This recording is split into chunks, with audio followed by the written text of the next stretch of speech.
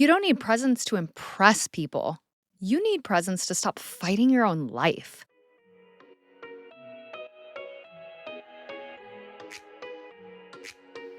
Welcome to Star Potential, the podcast for curious, soul-led humans who know there's more available. They want to explore it with depth, joy, and a little play. Here, we talk about reclaiming your authentic voice, shedding old identities, and expanding into who you're becoming without taking yourself too seriously. I'm your host, Julie Jo Hughes. Let's get curious, let it be fun, and see what ignites. Welcome back to Star Potential. I'm your host, Julie Jo. Today, I want to talk about presence with the idea of what it brings to yourself as someone who has incorporated stage presence into everything that I do. Obviously, we talk a lot about how other people interpret your beingness when it comes to your presence. But what we haven't really talked about yet is what having presence, what being present does for yourself when no one is watching, when you're not being recorded, when you're just being with yourself or with others. So presence isn't just about presenting something to others, but it's also about how you are within your own energetic field. And yes, this carries out to how you are perceived by others. And this actually showed up for me in a very real way this week. Now, for some of you that have very acute aural perception, you may notice that I'm a little bit buzzy. I'm a little bit resonant in my nasal cavities because it started with allergies. Now, I could go down a whole rabbit hole there, but where are my allergies coming from? Could it be from the chemtrails in the air? Could it be from all the chemicals that are in the recycled water that comes through our sprinkler systems when I'm out walking the dog? Or could it be the over landscaping that we do all around our neighborhood, which is causing a flurry of all kinds of dead stuff in the air as I'm walking around, as I'm trying to get my sunlight, as I'm trying to get my grounding outside, that I'm being inundated with all this stuff in my sinuses. But I digress. We're not going to go down that route in this episode anyway. But I was dealing with a lot of allergic type symptoms. I have this postnasal drip happening nonstop. I have this clearing of my throat. And so as someone that had a lot of gigs coming up and speaking engagements, things like that, I was taking allergy medications to try to dry some of this out. I let it go a little bit too far. Everything got completely dried out. And then I was left with a strained voice, really hard to phonate, and to sing was doable. It's actually harder to speak than to sing, but I was battling all of this. And so I really had to check in with myself and notice where I was really resisting. I have a tendency, especially when it comes to my voice, if I'm sensing, because I am very aware and very in tune with my body, I can sense immediately when something is starting to come on. And so I did a barrage of holistic remedies and things that I do. And that's what I had always done in the past. And so I defaulted to what had worked for me in my previous chapters. Every time something's coming on, I always have this little concoction of essential oils that I take like 4 times a day. I have these certain lozenges that I like. I have certain tea that I like. I have a steaming protocol that I like. And so I started implementing all of these practices that I hadn't really reconsidered for years. It's just what I always do. And there's nothing wrong with the practices themselves. In fact, they were probably, most of them, quite supportive. The difference that I noticed this time around, maybe with a little bit of reluctancy, because it was my husband that pointed some of this out to me. It's always harder to hear from your spouse. He had pointed out that perhaps some of my problem was that I was in resistance to the fact that I was sick. To which, of course, I replied, "Of course I'm in resistance. I don't have time to be sick. I don't want to be sick right now." But here's the thing, when we cannot accept what is, then instead of being able to, with love, apply our energy to those things which would be nurturing and help us get better, instead, the majority of our thoughts, our focus, and our energy is going toward resisting something that we can't actually change with the snap of a finger, with the drop of a hat. At this point, I did have dried out vocal cords and dried out sinuses.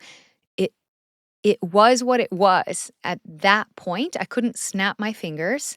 I couldn't take a magic pill to make that better. It's a process. There are things I can do to nurture and support that process. But step 1 is not resisting what is.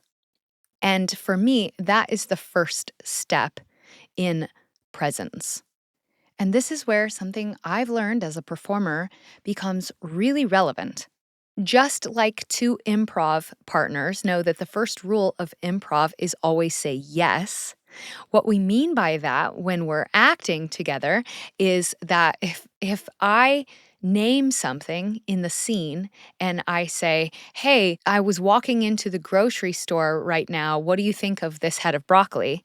If my partner says, "No, this isn't a head of broccoli. This is a bag of chips." The whole energy of the scene has now dropped. The momentum that we were building upon has to start over. It's dissipated because the two partners were not in agreement with what is. So the first rule of improv is always say yes, because that's what keeps the energy flowing.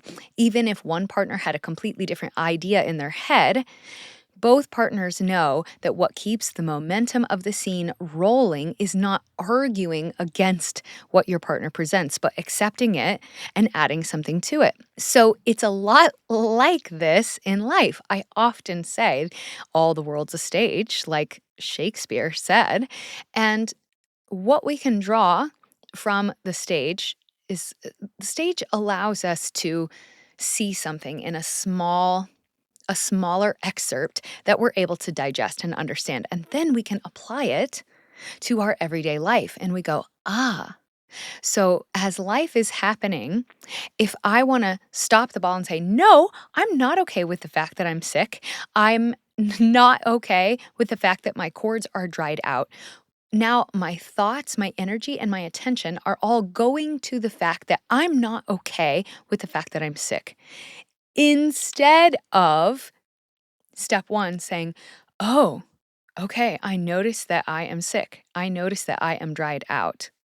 So, the first question instead I'm going to ask myself is, what would be most supportive to my body right now? That puts me not on a track of inaction. Acceptance doesn't mean inaction. It means you finally stop wasting energy fighting reality and instead start responding to it. It means that we're directing our focus and our energy and our actions towards what's actually going to be supportive and nurturing at this point, instead of fighting against what we can't change anyway. See the difference? And so once I fully accepted, this is what it is, then I naturally knew the next steps to take. Yes, I steamed my vocal cords. Yes, I took extra electrolytes. Yes, I said no to a few extra things that I was planning on doing that day because I realized that rest was a higher priority at this point than the task list. And from that place of mentally and energetically accepting what is, my body actually, in the brilliant intelligence of the body, it actually knows what to do to heal itself as long as we're not standing in the way. So when I got out of the way of trying to take a bunch of meds and suppress symptoms and things like that that confuse the body as it's going through its healing process, instead it got to work on healing. And I'm laughing even at myself 2 to 3 days in saying, wow, actually kind of amazed that by drinking tea, um, doing these kind of just natural things, resting more, hydrating properly, I think that my body actually worked through the healing process much faster than what I expected. In my old paradigm, my go to action was intervene, fix as quickly as possible. We don't have time to be sick. In my new paradigm, first thought is body, speak to me. What do you need most from me? You notice it has nothing to do with time or space because the body doesn't understand terms like that. That's not how the body heals. The body isn't like, wait, when did you say that presentation was due? Thursday? Okay, I'll see what I can do. Let me speed up this process. It doesn't work like that, obviously, right? So when the energetic pathways are clean and clear, body says, oh, I notice we've got something going on here. Let me get to work in cleaning that up. So we don't actually, like, I'm not saying there's not a place for modern medicine in certain cases, but a lot of the times, all we really need to do is ask the body first what it needs, and we can give it supportive little nudges in that direction rather than assuming that we know better than the body what it needs and flood it with all kinds of outside influences which don't allow it to do the job it already knows how to do. Now, another thing that happened as I'm recovering, I had like a full blown cold, right? And it's kind of been processing and feeling its way out when I allowed fluids to come back in because I'm not drying myself out with meds now. What happened is, I think because I got severely dried out, that's when it allowed my immune system to be a little bit vulnerable. And that's when I got the cold or virus or whatever. I had something viral. And now that that viral load has been kind of cleared out by my immune system, lots of mucus. See, I can't even say mucus. What happened next was all those allergy symptoms came flooding back because now I'm not doing anything to treat the allergy symptoms. Now, notice I didn't say I'm not doing anything to support my immune system, but I'm no longer treating the allergy symptoms. And so, because of that, I've got all those allergy symptoms back. I've got the postnasal drip, I've got the buzzy nasal sinusy sound because my sinuses are inflamed again.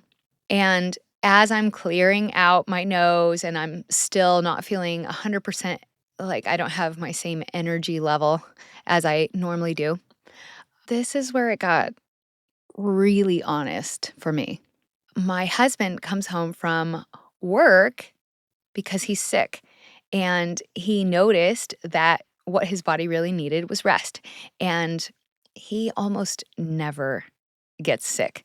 But when he does, it's pretty much like, I'm coming home, I'm going to bed, that's all I'm doing, and that's what he did. He came home, he went straight to the bed, and he went to sleep, and the kids and I did not really interact with him all evening, all morning, all the next day, and something interesting came up in me, and I identified it as jealousy.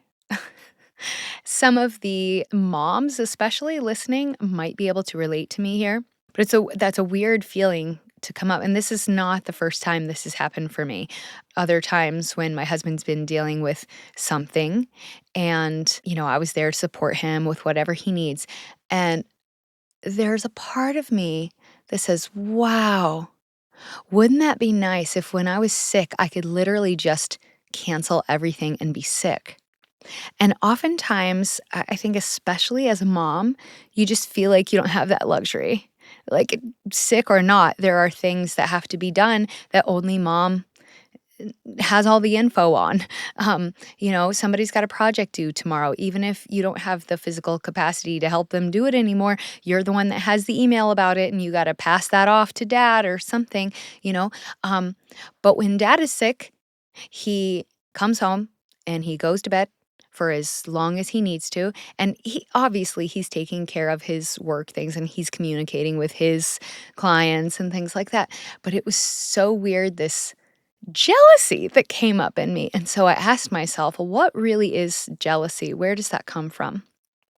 And I identified it as this: we experience jealousy when we perceive someone else to have or be doing something that we believe we cannot have or experience for whatever reason, right?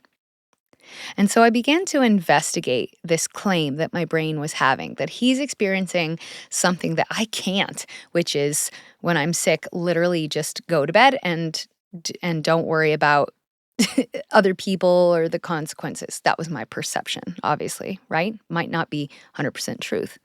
And so I began to question that. Is that true? That I could not also have and experience that?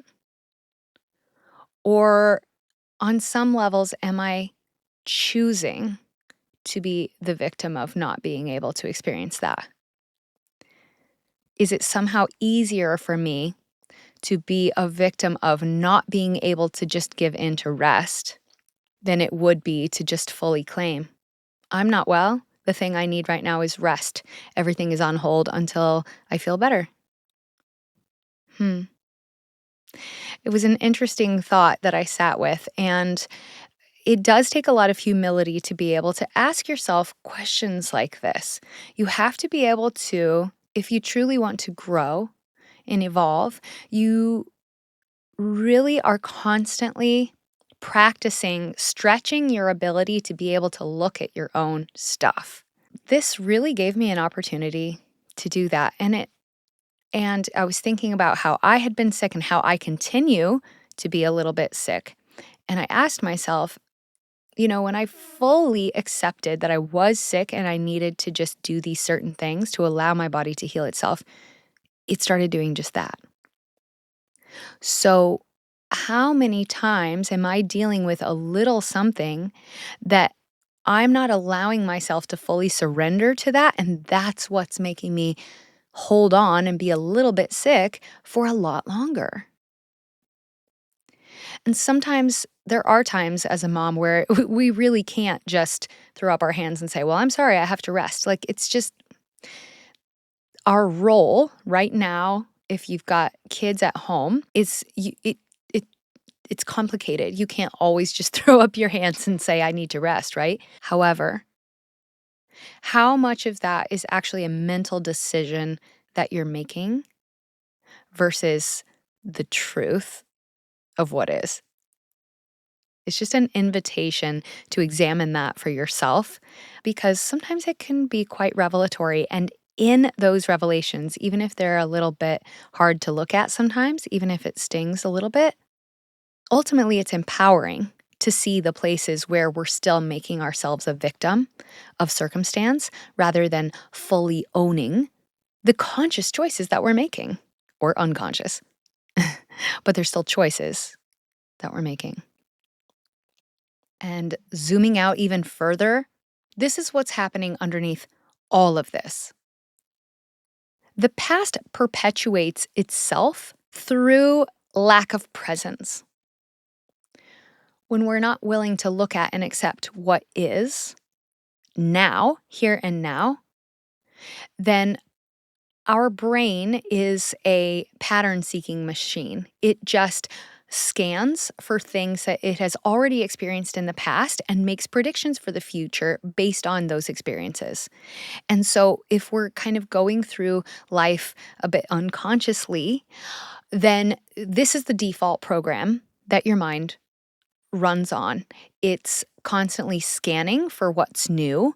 And if it doesn't see something new, it's just going to default to what it already knows from past experience. That's how the brain works, as I understand it.